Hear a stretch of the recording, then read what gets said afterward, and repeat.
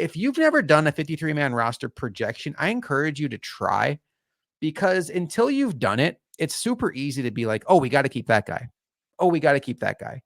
But then once you do it and you get down to those 53rd, 52nd guys, and you realize it's not like Frank Gore is competing with Ty Johnson for the 53rd spot.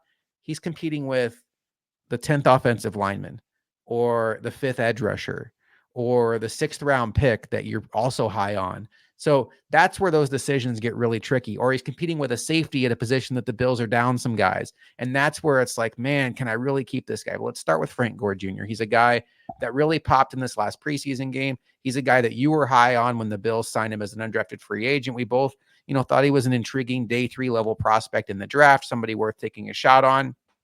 Frank Gore Jr. is a player that a lot of Bills fans are really enjoying right now. Somatos 34, Frank Jr., the balance and vision make up for any elite combine measurables. And we put a question out there and we got a lot of Frank Gore Jr. responses. Yep. My one pushback, Luka, before I kick it to you, is he didn't play a down of special teams in all of preseason. He played less than 30 downs of special teams in his entire college career.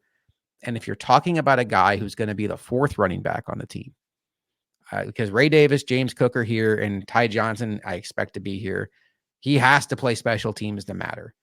If he's not playing special teams, I don't see a path for him to make this team. And as good as he looked on Saturday, my counter argument would be Raheem Blackshear, Joe Burns, Shad Williams. The names through the years. I hope he has a wonderful career, but a performance on Saturday in that environment is not enough to move me enough to think we have to clear the way for him to make the team. I think special teams as the point of where you're trying to go with this makes all the sense in the world, because the two people in my eyes, Frank Gore, if he's making this roster, he has to make it over Darrington Evans and Ty Johnson, in my opinion. Those two individuals, both being Evans and Johnson, do provide in special teams. They've both put it on tape. They've both experienced it. They are returners in their own right. They can play special teams. As you mentioned, Frank Gore Jr. is not a guy who does that. It's not something he's ever been asked to do, really. It's just not his wheelhouse. That is something that we know with this coaching staff, with this front office, that they clearly value. They evaluate a player from all 3 phases of the game. Obviously, it's 2 phases if you're, defensive and or offensive. You're not playing offense and defense. That's something that hasn't happened for a long time other than random people in college. So it's just one of those things where, okay, you're a depth running back. Darrington Evans, if we're keeping him along, it's because we also know that in a pinch, in a game, if he has to be active, he can be that returner for us as well. It's why a guy like, as we talk about Daquan Hardy, the value in him being on the 53 and or also being active on game days is he's not just simply a depth corner. He can play nickel, boundary, and he can be a returner for you.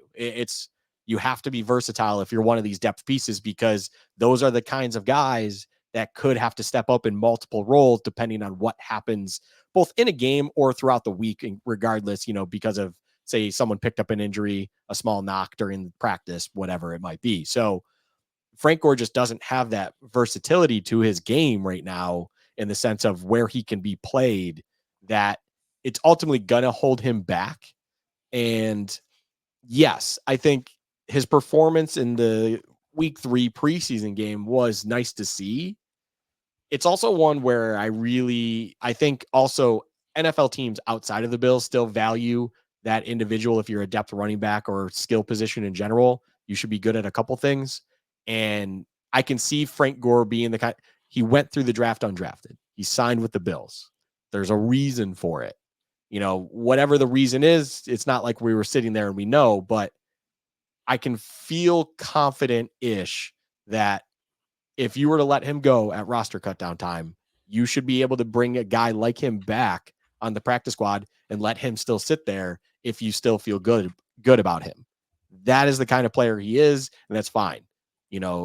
The Blackshears and all those other players that you mentioned, eventually they found a house elsewhere because someone either ran into a positional issue, Like Blackshear went to the Panthers eventually because they were having a running back crisis, and that was someone on their radar clearly. Things like that, where that could happen for Frank Gore as well. But for the Bills in this, I don't see how he ultimately got there above Evans and Ty Johnson to get that kind of third spot in my eyes that he absolutely needed to do. And it's primarily just because of the limitations in his game and in what he's capable of. And it's not like you looked at him and you're like, holy crap, we really did get, the kid of a Hall of Famer here and we can't cut him. It's like, no, he looked like a good player overall. Like, it's not like he's anything horrible, but realistically, he didn't make enough of a shock to anyone that it's like, yeah, you have to let him stay on the 53 because he's gone as soon as you let him go.